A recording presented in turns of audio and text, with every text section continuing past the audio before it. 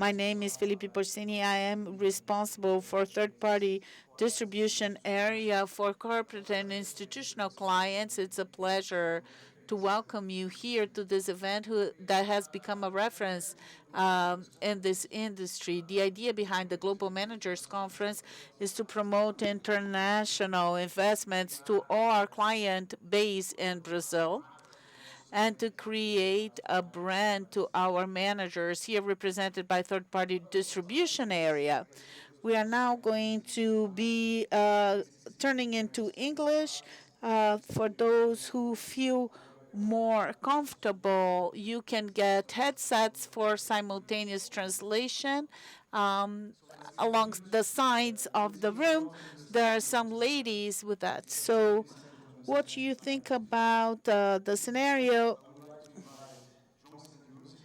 Partner and strategist chief of BTG Pactual Wealth Management, to discuss our next panel, China reopening and its impact on the markets, along with Carolina Lau, portfolio manager from Invisco, and Mr. Sang Kyung Kim, global equity strategist from Mirai, join us online. Please, guys, welcome. Thank you.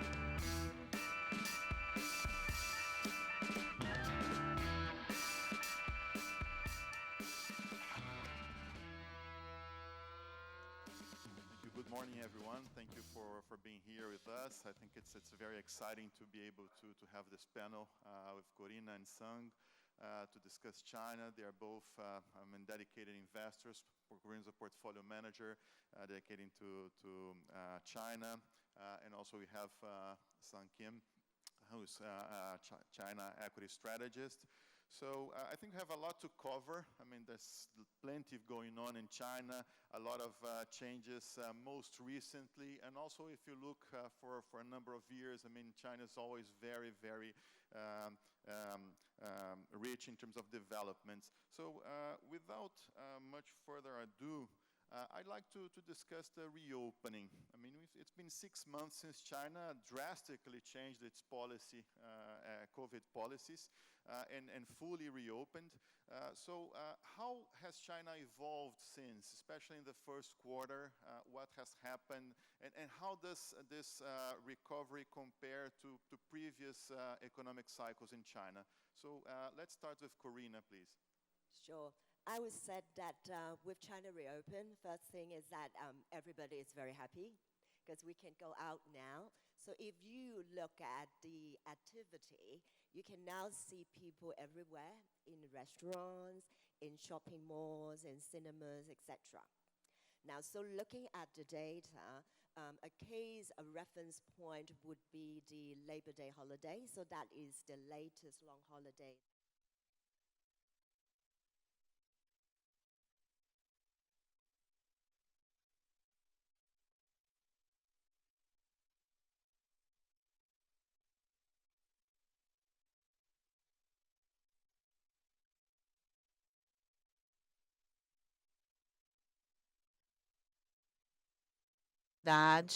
Nós estamos vendo muito mais disso. E como isso se compara em termos de recuperação? Eu diria que há vários tipos de cenários, diferentes tipos de recuperação. Dessa vez, isso é bem singular, bem único, porque tivemos uma pandemia. E eu diria que, de uma certa maneira, o lockdown foi autoimposto. Eu acho que os dados foram muito fortes. Eu acho que a próxima fase vai demandar um pouco mais de tempo para que as pessoas possam se recuperar e entrar nessa próxima fase. No ciclo anterior, muito da recuperação foi alavancada pelo investimento. Isso foi a China saindo para gastar em termos de infraestrutura, em termos de ferrovias e outras obras de infraestrutura. Isso é muito importante pouco, porque com a infraestrutura que já foi construída, os serviços ficarão mais baratos. Isso vai melhorar o conforto e o fato de que a China agora está passando por uma economia mais alavancada domesticamente. Nós vimos a primeira recuperação e agora a gente precisa esperar um pouco mais para ver as coisas se movimentarem para o próximo nível. Sang-kyun, você está falando da Coreia. O que você pode acrescentar? Bom, primeiramente, eu concordo em gênero, número e grau com a Corina. Essa recuperação está sendo alavancada pelo consumo interno, muito mais do que pelos investimentos, como a gente viu antes, em 2008 ou em 2015, 2016. Eu também gostaria de acrescentar que eu acho que, dessa vez, o escape da China e o estímulo pode ser bem mais limitado em comparação às outras fases de recuperação. Em 2008, a China iniciou um pacote de estímulo de 4 trilhões de gong, o que era uma parcela significativa do seu PIB. E agora nós esperamos que eles não gastem tanto em termos de estímulo dessa vez. Mas em termos do conteúdo, esse conteúdo vai estar focado muito mais no consumo do que no alavancamento de investimentos dessa vez. Muito obrigado. Sang, ultimamente nós vimos dados, especialmente abril e maio, mostrando que a economia está desacelerando. E depois do primeiro trimestre, isso foi um pouco desapontador, né? A exportação, a questão fabril, a indústria fabril, a questão de crédito.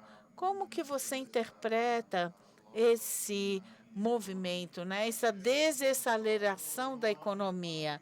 É algo mais estrutural? Você já tinha mencionado alguma coisa com o pacote de estímulo sendo menor. Mas será que a gente vai ver um corte nas taxas de benchmarking? O que mais que a gente pode esperar desse ciclo do governo? Eu acredito que, em termos do estímulo, como eu disse antes, esse estímulo, esse pacote de estímulo vai ser para alavancar o consumo dessa vez. Há alguns relatórios sobre isenções fiscais, por exemplo, para veículos elétricos e um pouco de apoio para o setor imobiliário também. Eu acho que vai se focar muito mais em alavancar o consumo dessa vez. Em termos da recuperação, eu acho que o ponto fraco dos dados recentes tem a ver com esse consumo mais fraco do consumidor chinês, que eu atribuo à propensão marginal do consumo que caiu. Era alta quando a China primeiro reabriu, depois da Covid, mas eu acho que a falta de recuperação do setor imobiliário pode ter piorado. E a taxa de desemprego é extremamente alta no momento, 20% atualmente, porque essas gerações têm uma propensão mais alta a gastar com bens de consumo. Isso pode ter levado a essa desaceleração do consumo, porque esse desemprego está acontecendo entre os jovens. Esse é um dos fatores estruturais que está desacelerando a recuperação. Corina, em termos de investimento ou relaxamento das políticas para investimento imobiliário, eu acho que não é provável que a gente veja um estímulo muito forte, porque se a gente olhar o crescimento do PIB, o consenso do mercado é que vai estar na casa de um dígito. Então, desse ponto de vista, eles vão fazer apenas o necessário. Não vai ser um estímulo muito forte. Como ele falou, em termos de investimento em infraestrutura, isso vai ser sempre trazido à tona quando você precisa dessa opção para trazer mais crescimento. Só um outro ponto que eu gostaria de acrescentar em termos da sua pergunta específica.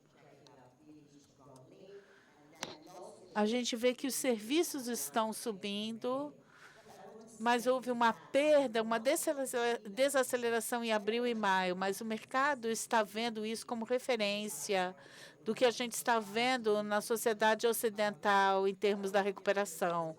Uma diferença que a gente quer mencionar é que no mercado desenvolvido durante a pandemia houve muitos subsídios para poder compensar as perdas de renda. Na China, isso aconteceu, mas de forma relativa.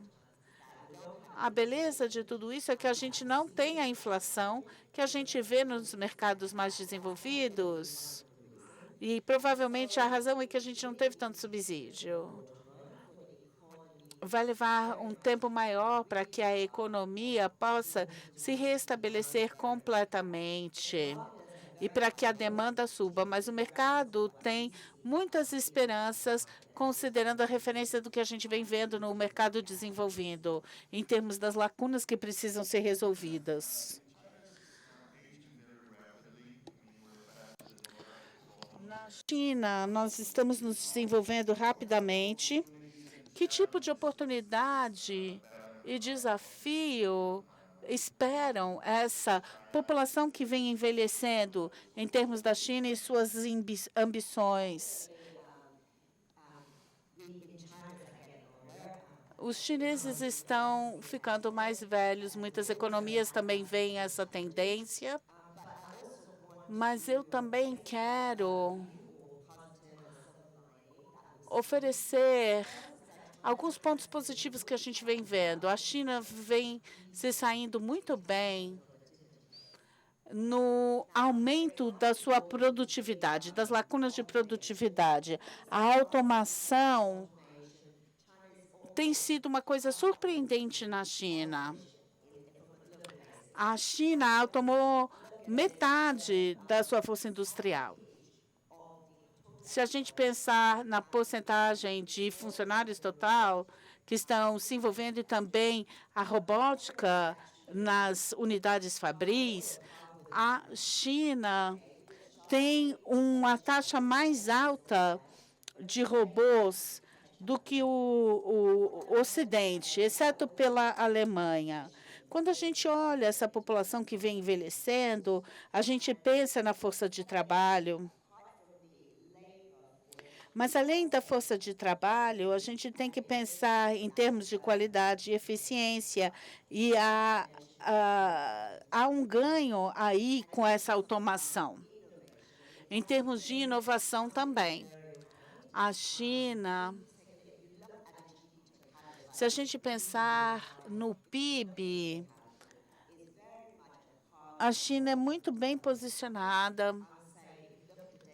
Se a gente pensar nos dados hoje, você ficaria surpreso que os nossos números estão melhores que os de Israel. Isso é alguns dos pontos que eu gostaria de fazer em termos de população. Interessante. E é assim que você espera aproveitar, não é? Essa onda. Isso. E isso, é claro que nós temos desafios, mas também ainda temos tempo e produtividade a ganhar com a robótica e a automação. Porque a tecnologia de hoje em dia é muito diferente de como ela era 30 anos atrás. Então é por isso que quando o assunto é diminuir essa diferença, eu acho que a China está muito bem posicionada e a sua sociedade também. Legal. Sang, o que você poderia dizer sobre as suas opiniões sobre isso? Bem, aqui na Coreia nós temos, é claro, os problemas da Ásia e como a Corina citou, muito do que ela falou nos levou a desenvolver muito rápido a automação, incluir a robótica. Então, e também não só na manufatura, mas também no setor de serviços, porque nós temos uma escassez muito grande de força de trabalho. E para isso nós usamos mais e mais serviços automatizados para os nossos serviços. Isso também pode ser um dos motivos, dos estímulos que nos levam. Nós podemos usar isso como oportunidade.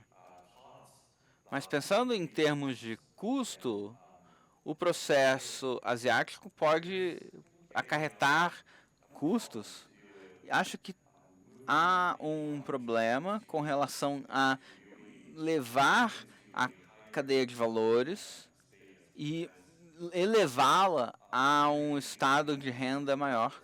Porque quando você está envelhecendo e perdendo a força de trabalho, você perde um pouco da sua garra, da sua vantagem competitiva para a exportação de bens produzidos.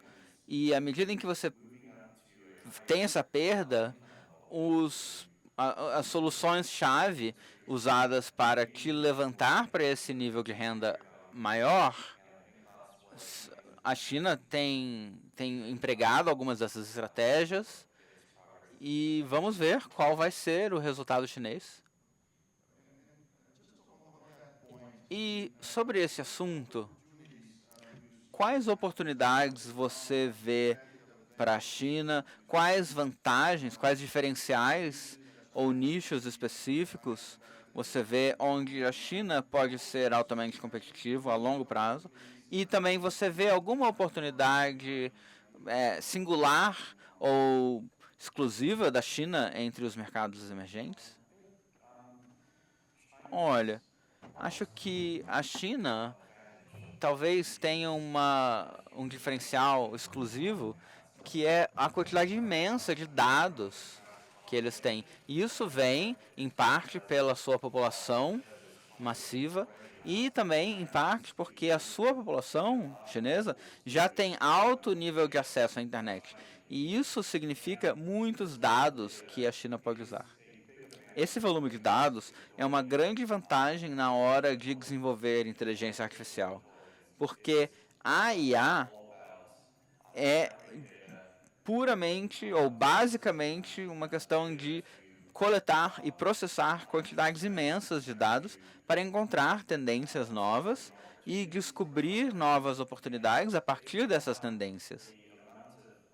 Se você possui a quantidade de dados que a China consegue acessar, isso pode ser um grande diferencial na hora de desenvolver IA. Então, eu acho que a inteligência artificial pode ser uma força exclusiva da China. Interessante. E você, Corina? Eu concordo com o Sung. E se você olhar a digitalização, as pessoas usam IA para fazer pagamentos. Na China, nós temos os índices mais altos de utilização de aparelhos móveis para fazer pagamentos. E em ética também. Então, se você olhar em termos de custo e velocidade, digamos, para acessar a internet, usar o seu celular, etc., isso é muito rápido e também o custo é mais baixo. E aí isso permite o que nós temos visto em termos de digitalização. E, devo dizer, a tecnologia está lá para equipar o país e a todos para automatizar e aproveitar a digitalização. A automação também. Outra coisa que eu quero citar é que falamos sobre veículos elétricos. A China também está dedicada ao carbono zero até 2060, mas temos visto muitas iniciativas nesse sentido e o impulso para a adoção de veículos elétricos na China está muito grande. Esperamos que até 2025 vai crescer mais ainda. Então, se você olhar, não é só uma questão de veículos elétricos, é toda a cadeia de suprimentos, por exemplo, para fabricá-los, para as baterias, etc. E alguns dados demonstram que, com relação às baterias de veículos elétricos, provavelmente teremos um crescimento de 20% nos próximos anos. Então, nós vemos que o mercado chinês já é muito grande, a demanda por veículos elétricos é muito grande, e eu diria que é uma história muito bem sucedida, uma história de grande sucesso para a China. E o país vai ser capaz de ganhar mais e mais com isso. Não só para consumo interno, mas para exportá-los também. Então, é um diferencial que pode ser traduzido em oportunidades de investimento. Então, parece que a China está muito bem posicionada em vários setores para competir e florescer mesmo. E vocês citaram IA, eu acho que é muito importante pelos impactos indiretos que existirão em diferentes camadas da economia. Corina, olhando o mercado de equities chinês, muitos investidores acham que eles são baratos, né? Mas aqui o mercado continua sendo volátil. Teve um reaquecimento ano passado, mas continua sendo volátil. Qual é a sua opinião sobre esse mercado? E quais são os riscos regulatórios? Olha, com certeza, o que nós vemos é que a valorização está muito saudável. Mas comparado com os outros mercados dos Estados Unidos, nós estamos a uns 30% ou 40% abaixo. Mas olhando na escala de 10 anos e a média histórica, são diferentes. E se você... Eu estou falando aqui sobre o índice. Falando sobre 15 anos atrás, não havia nada parecido com a internet. Então, isso significa que temos um crescimento muito mais alto no futuro. Então, em termos de valorização ou avaliação, deveria ser maior. É claro, nós reconhecemos que houve muitas mudanças nos últimos anos, por exemplo, com a pandemia, e também, antes disso, alguns regulamentos que tinham impacto nos investidores. Eles podem considerar que são desenvolvimentos, mas eu diria que no médio prazo, com certeza, a China está bem atraente, porque nós estamos falando sobre a segunda maior economia do planeta. E com certeza o crescimento não vai ser tão alto quanto já foi no passado. Então deve ser algo como, no máximo, 9, um dígito de crescimento. Então, digamos, se a gente estiver falando sobre 5% de crescimento na maior economia do mundo, imaginamos que vai haver oportunidade de investimento aí. Olha, mas teremos mudanças. Algumas mudanças, não só na Ásia, mas especificamente na China, com certeza é indiscutível que é um mercado em ascensão. E uma das vantagens competitivas que temos na China, que tem crescido, assim como todos os outros mercados da China têm crescido, eu diria que podemos dizer que vai haver crescimento, com certeza. Sang, qual é a sua opinião sobre isso? Você poderia falar um pouco sobre os setores e a avaliação dos setores? Acho que, com relação à avaliação, temos que reconhecer alguns fatores estruturais que entram nas avaliações. Acho que a Corina citou antes o crescimento da China está desacelerando num ritmo gradual, e se você pensa sobre o motivo pelo qual os investidores investem em yuan, você às vezes não consegue investir em mercados desenvolvidos com os mesmos resultados. Então, podemos esperar 5 a 7% de crescimento de PIB, e nos mercados desenvolvidos seria mais parecido com 2%. Então, se o crescimento é um fator de crescimento, um fator desejado, a desaceleração da avaliação da China, com certeza, pelo menos em parte, leva em conta estes fatos. E eu acho que o segundo motivo estrutural, talvez, seja os riscos regulatórios envolvidos nos mercados chineses no momento. Porque está se tornando menos previsível comparado com o passado. E isso também pode ser um fator que entra na avaliação dos valores atuais. Mesmo assim, nós temos essa opinião que a Corina expressou e você citou. O mercado de equities é relativamente barato no nível mundial, mas os motivos talvez sejam aqueles que nós citamos aqui. Mas o que você considera que são os catalistas para uma reavaliação desse mercado? O que você esperaria que acontecesse para que a gente visse esse valor ser realmente desbloqueado? Eu acho que eu esperaria ver 2 fatores. O primeiro seria qual é o tipo de estímulo que o governo chinês inventa e põe em jogo. Porque para o ano de 2023, parte do motivo pelo qual a China ficou atrás de outros países foi, em parte, por causa de uma força menor do que esperada da sua recuperação. Então, se houvesse a entrada de uma quantidade considerável de estímulos fiscais, principalmente nos mercados de equities chineses, nós veríamos, sim, um grande crescimento. Mas se a gente olhar o mercado americano, o mercado dos Estados Unidos, esse ano, um dos motivos pelos quais os Estados Unidos teve um desempenho tão forte é, em parte, inteligência artificial. Então, se as empresas de tecnologia chinesas mostrarem bons resultados com IA, mostrarem que os desenvolvimentos em IA sejam, de fato, convertidos em maiores rendas, talvez os outros mercados vão conseguir trazer a China e acompanhar os mercados dos Estados Unidos. E, Corina, o que você acha sobre isso?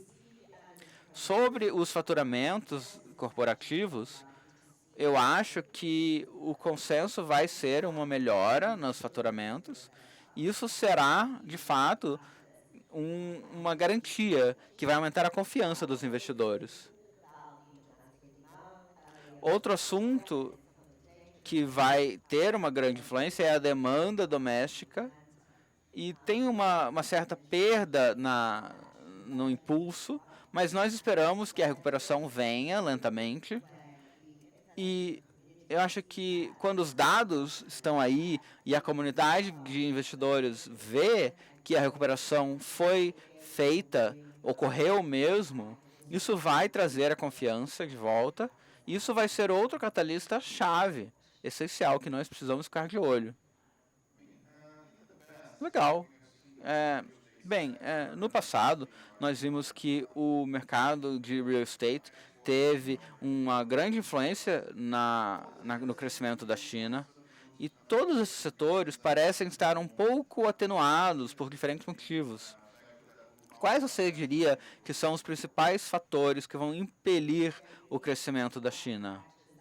Você diz quais fatores levariam o crescimento da China a aumentar, alavancariam?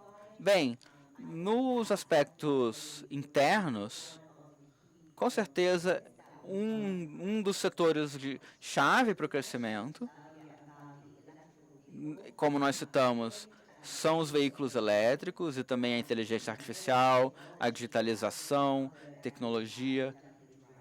Todos esses setores, com certeza, vão alavancar crescimento, mas se eu puder dar um passo além e olhar um pouquinho a demanda interna, eu diria que temos aí, dentro disso, subtendências.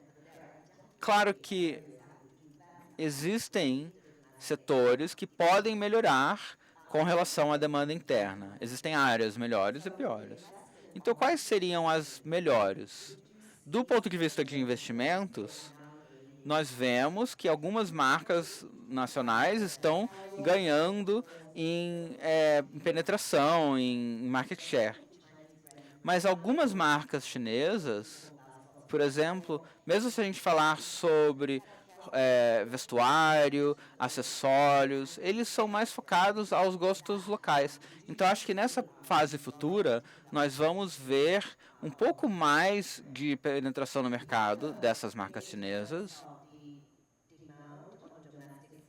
E pensando sobre a demanda interna, é claro que a China é muito grande. Então, nós temos as cidades litorâneas, onde, relativamente falando, a renda é maior, e nós temos as cidades do interior. Acho que foi citado que 60% a 70% do crescimento interno provavelmente vem das cidades interioranas da China. Agora, existem empresas que têm estratégias específicas para aproveitar a demanda nas cidades do interior. Por exemplo, agora temos o value for money, o valor, o custo-benefício, está realmente bem posicionado, por exemplo, com algumas estratégias como compra com descontos. Isso esses fatores realmente levam a melhores margens para as empresas. Então, essas áreas são áreas onde nós estamos de olho. E você, Sung, onde você vê essa situação de crescimento da China? Eu com certeza concordo com a Corina que o consumo vai ser o próximo motor do crescimento chinês. Porque se a gente olhar o consumo como porcentagem do PIB, ainda está em torno de 50%, mas está se aproximando da indústria pesada, onde ela se aproxima de países como a Alemanha, onde é 70%. Então, com certeza, há espaço para o consumo interno chegar nesses níveis, mas eu acho que a chave aí seria desbloquear a parte das economias dos consumidores chineses, porque eles têm índices de poupança muito altos, principalmente se for comparar com outros países desenvolvidos ou emergentes. E focando agora no consumo, focar no consumo faz sentido do ponto de vista de títulos, porque com as políticas estadunidenses, como o ato da redução de inflação, produtos fabricados nos Estados Unidos, que agora estão sendo estimulados, os mercados de exportação da China estão cada vez mais restritos, inclusive por aspectos de segurança. Então, agora faz muito sentido estimular o consumo interno. E, nesse sentido, acho que as estratégias de investimento precisam ser concentradas no consumo interno, nessas demandas também.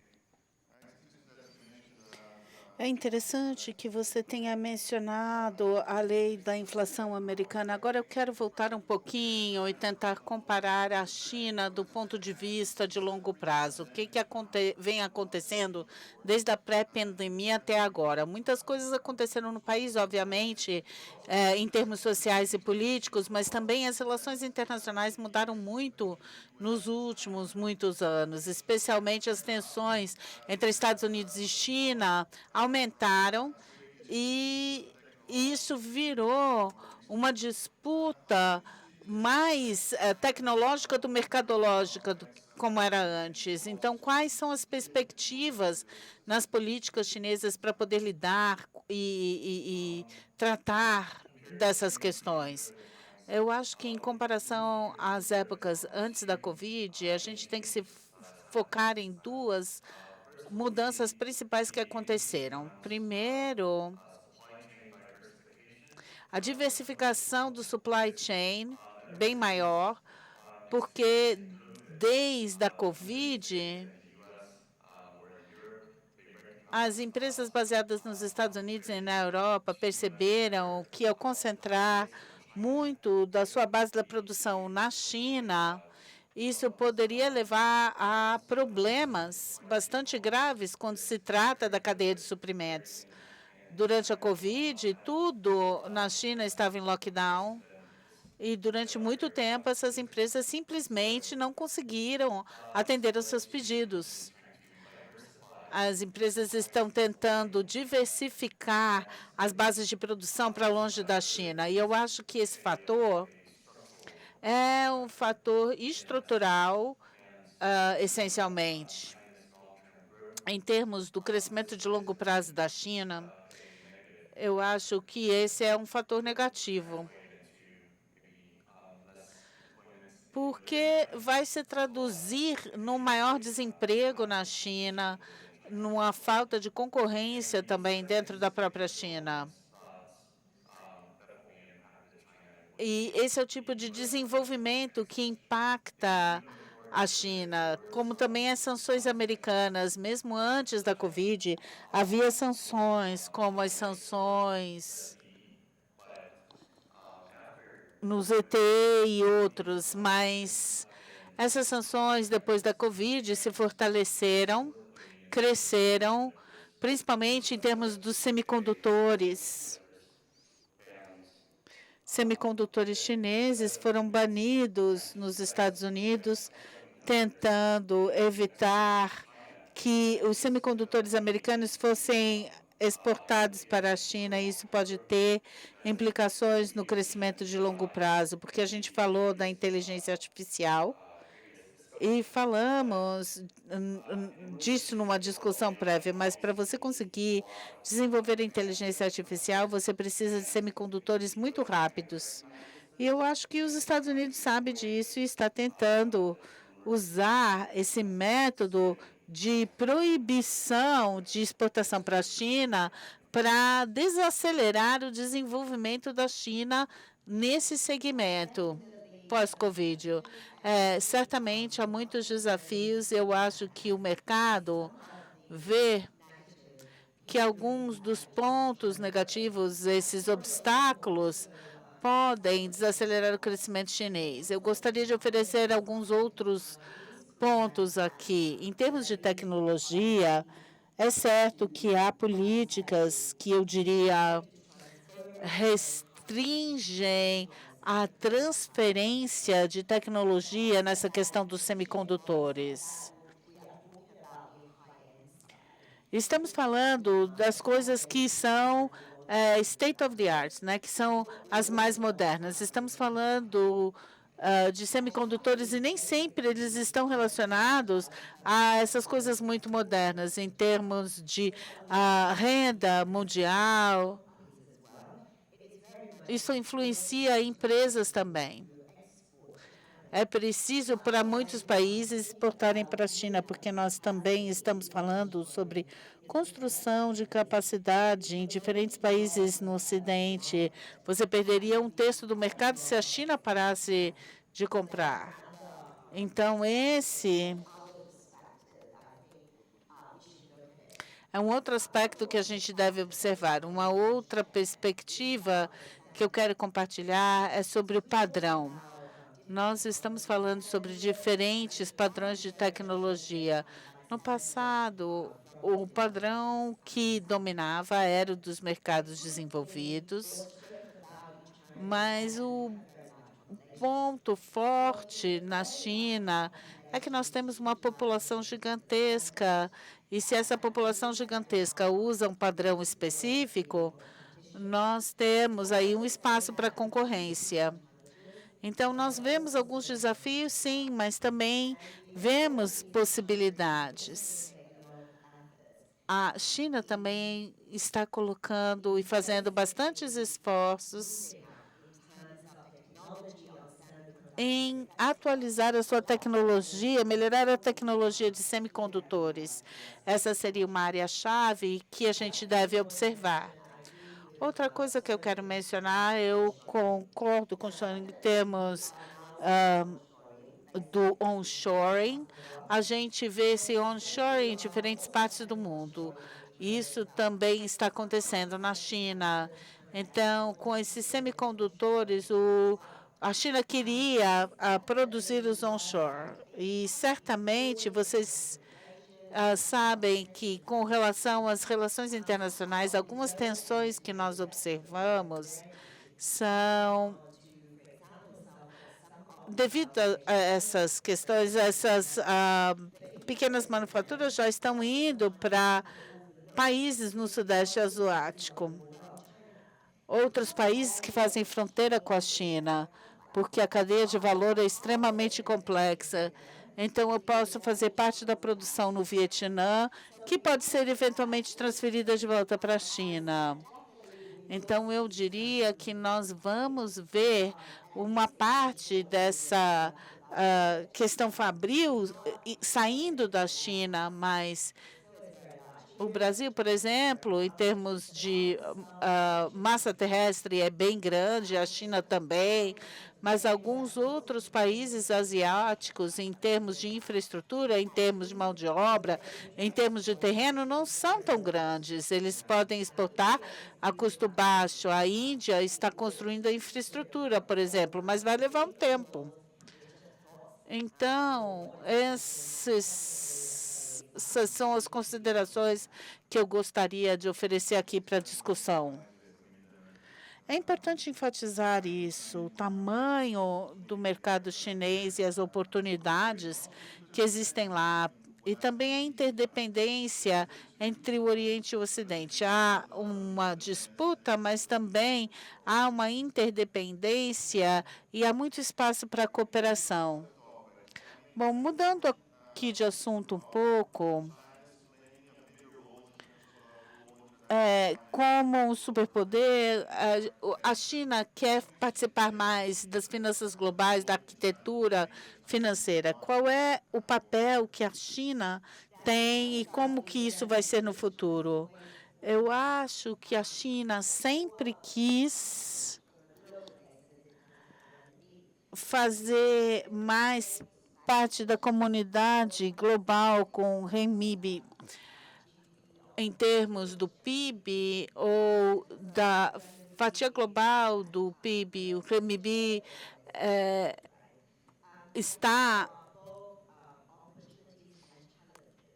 nos um dígito, ou talvez até. Agora, nós temos muita oportunidade na China. A China vai fazer negociação com o Oriente Médio ou com a América do Sul, usando a nossa própria moeda.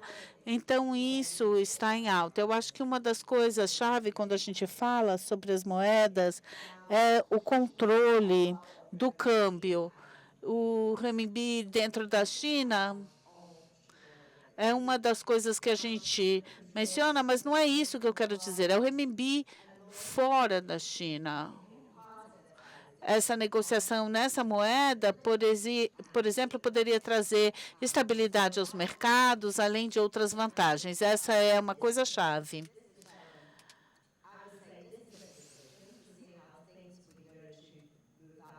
A gente tem que esperar e ver como que as coisas vão se sair depois disso, porque eu acho que nesse momento, eu não acho que a China vai fazer grandes mudanças, mas depende da velocidade em que essa moeda se tornará internacionalizada. E como você correlaciona isso com a reforma financeira que vem acontecendo já há muito tempo, que houve um grande progresso, mas como que você vê o envolvimento e essa internacionalização do renminbi como moeda? Eu acho que o renminbi tem um papel maior na comunidade internacional. Há vários aspectos. Do meu ponto de vista, quando a gente olha no longo prazo, eu acho que a abordagem do renminbi e a China querendo que ele tenha um papel mais preponderante no determinado bloco sinocêntrico e nas relações com a América do Sul, as culturas emergentes, Eu acho que o renminbi pode ter um papel na facilitação das transações nesse bloco, mas pensar que nós vamos ganhar terreno em relação ao dólar, eu acho que vai levar bem mais tempo, porque outro bloco vai colocar algumas restrições para o uso do renminbi, alguns controles de capital. Então, eu acho que dentro do bloco que seria dominado pela China, o renminbi pode ter um papel mais preponderante. Eu acho que a gente só tem tempo para uma pergunta final aqui. Eu quero falar sobre as visões de vocês com relação ao mercado imobiliário. A construção é algo muito poderoso no crescimento chinês e também está ligado ao mercado de commodities no Brasil. É muito importante para nós a questão das exportações. Eu quero falar sobre qual é o outlook, qual é a previsão para esse mercado imobiliário e de construção. Eu acho que o mercado imobiliário é um alavancador da economia chinesa e tem sido no passado. Mas eu acho que daqui por diante, o grande problema que a China vai enfrentar é esse excesso de imóveis disponíveis. Essa população já começou a cair e envelhecer, e o número de imóveis continua crescendo. Você vai ter uma super oferta no mercado, e isso significa que daqui por diante não vai ser fácil para os preços imobiliários chineses subirem de forma significativa, como a gente já viu antes. E isso poderia criar um problema para o consumo em geral e também para a economia, porque o setor imobiliário é um fator de alavancamento na China, vem sendo um fator de alavancamento. Eu acho que a área imobiliária é um segmento que deve ser observado, bem como a demanda do resto do país. A gente viu essa demanda crescer e depois agora está desacelerando, mas o que eu posso dizer é que depois da reabertura, a gente vê crescimento nos serviços, como restaurantes, etc., e eu acho que a retomada imobiliária vai ser mais gradual. Eu acho que a gente vai ver um equilíbrio em termos das políticas nessa frente. Então, mais uma vez, isso é algo que eu acho que é chave, que é importante. Isso é algo que a gente deve continuar a monitorar. Bom, infelizmente, o nosso tempo acabou. Eu gostaria de agradecer a todos por estarem aqui, especialmente a Corina e o Sun por se juntarem a nós nesse painel tão interessante. Muito obrigado por me receberem.